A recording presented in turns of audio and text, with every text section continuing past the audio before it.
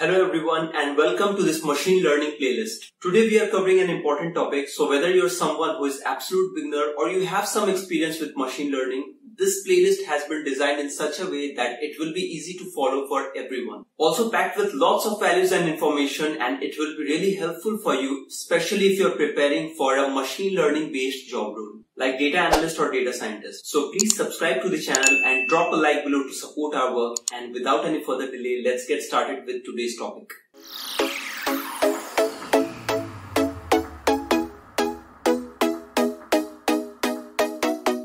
So today we are covering the second boosting algorithm within this playlist, which is gradient boosting. Previously, we have also covered AdaBoost, which was the first boosting algorithm that we covered. So as a prerequisite, I'm expecting that you're at least familiar till that point. In case you have missed that lecture, then please consider checking that out from this playlist. I will provide you the link below in the description box. In this lecture, we will see that how gradient boosting algorithm works for a regression problem. And in the next lecture, we will see that how can we use the same algorithm with classification problem as well. Since understanding gradient boosting for a regression is slightly easier than understanding it for classification, this is why we are covering the regression part first. So this is a dummy data set that we are going to consider for demonstration purpose in order to understand this algorithm. So we have understood previously that when we are training a boosting algorithm, then multiple base learners will be trained in sequence, which means one after another.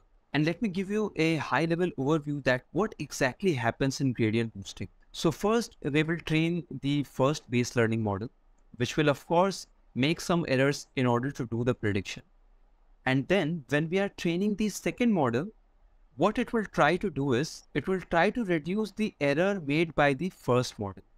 Similarly, when we are training the third model, it will try to reduce the error made by the second model. So as a whole, this is the entire thing that we will try to understand in details throughout this lecture. So please stick to the end. So we are going to take a step-by-step approach to understand how this entire boosting algorithm works. So let's start by understanding that what exactly this first model is doing. To be honest, this model is not really a decision tree or a stump the way we have seen in the previous lecture of AdaBoost.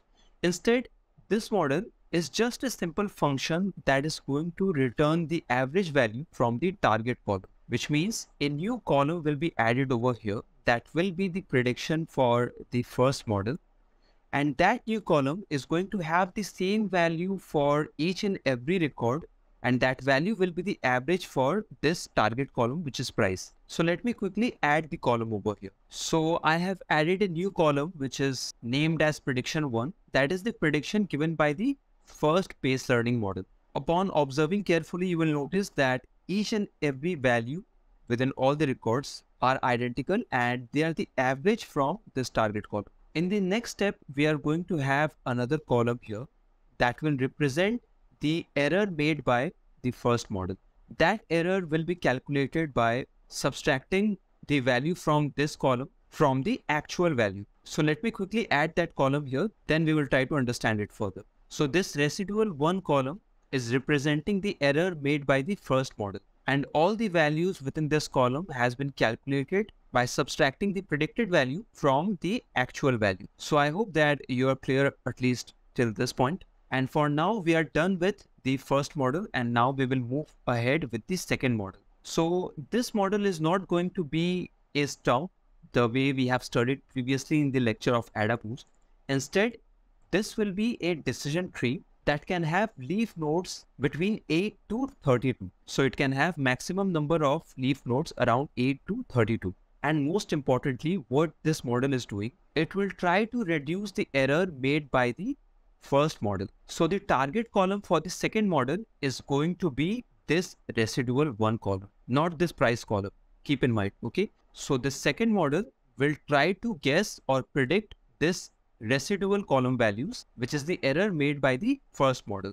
So let me quickly add a new column here that will represent the predicted values from model 2. So this is the prediction 2 column, which is representing the predictions made by the second model. And since we are using a really small data set for demonstration purpose that has only 5 records, this is why this particular decision tree our second model is able to guess all the values perfectly in the prediction 2 column. So if you have a decent understanding on how decision tree algorithm works, then definitely you are able to understand that our second model is turning into a fully grown tree and it is predicting all the values perfectly over here in the prediction 2 column.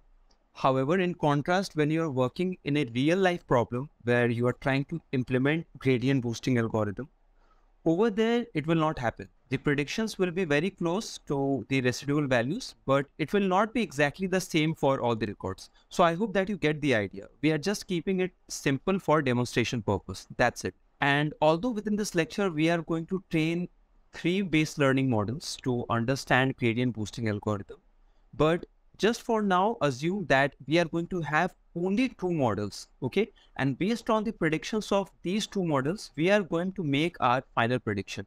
So let's try to understand how would that happen. So the simple formula to make the prediction would be, we will take the prediction 1 from the first model, and then we will add the prediction 2 of the second model in order to make the final prediction. So let's do it for the first record where the actual value is 30. So we will put the predicted value from the first model, which is 36.4. So I will write here 36.4. And then we will add the predicted value of the second model, which is minus 6.4. So I will add minus 6.4. If you will do the maths, your final output will be 30, which is exactly the same with the actual value. Okay, this looks nice. Now let's do the same thing with the second record where the actual value is 40. So again, in order to do the calculation, the first predicted value from the first model is 36.4 and the value predicted by the second model here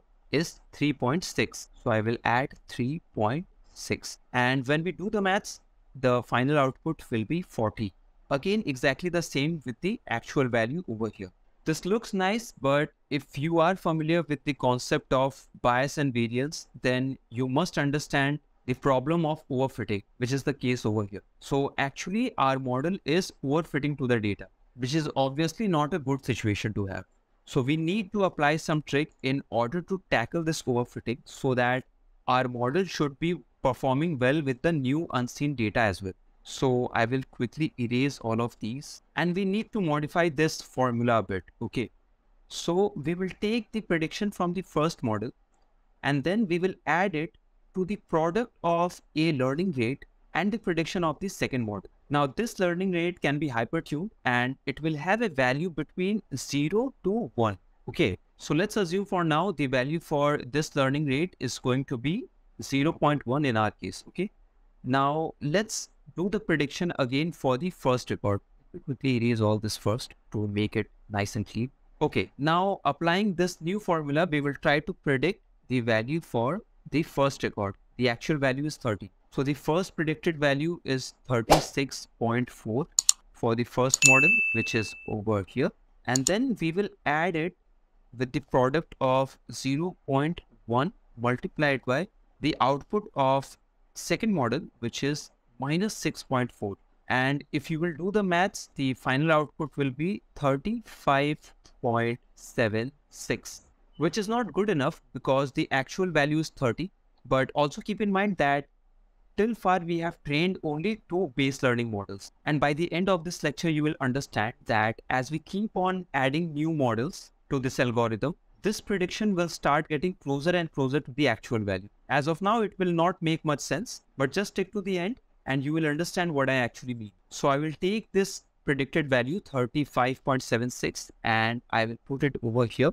So 35.76 for the first record and it will be our new predicted 2. Okay, prediction 2 column. Let's do it for the second record as well.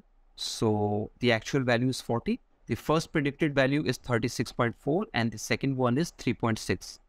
So let's apply this to the formula. So I will add 36.4 and I will add it to the product of 0.1 multiplied by 3.6. If you do the math, the final output will be 36.76. So I will put that value over here.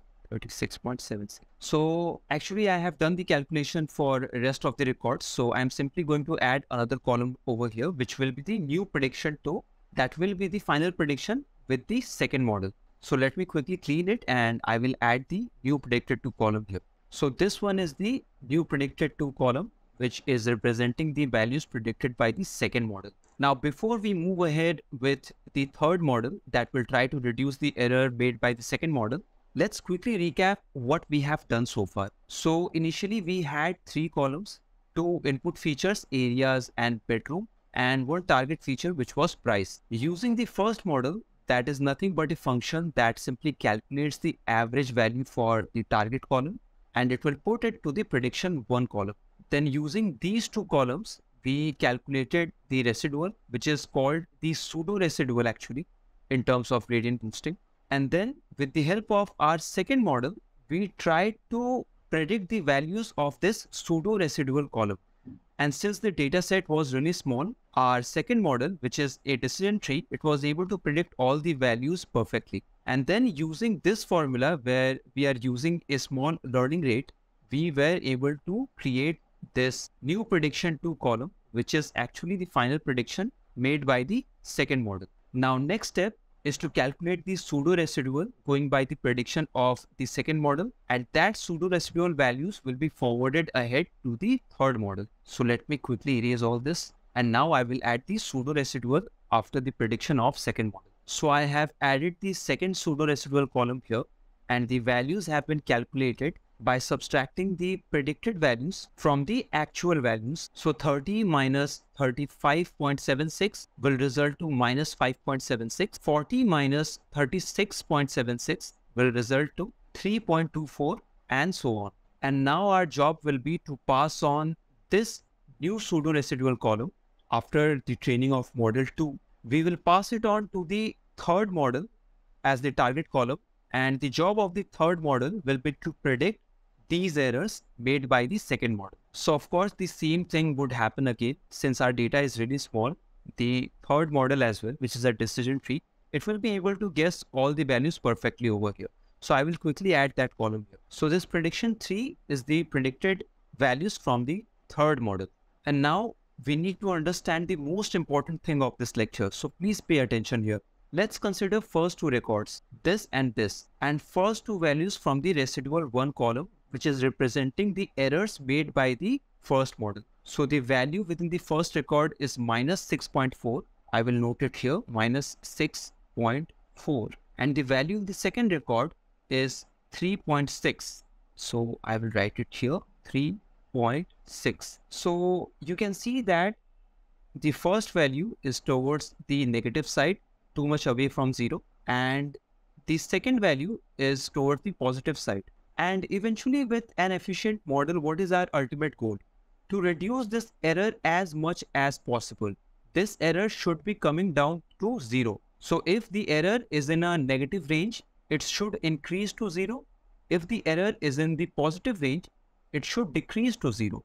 Now shift your focus to the second residual error column, which is representing the errors made by the second model. And we will consider the first 2 values from the first 2 records, which is minus 5.76. So I will write it here, minus 5.76. And the second value from the second record is 3.24. So I will write it here, 3.24.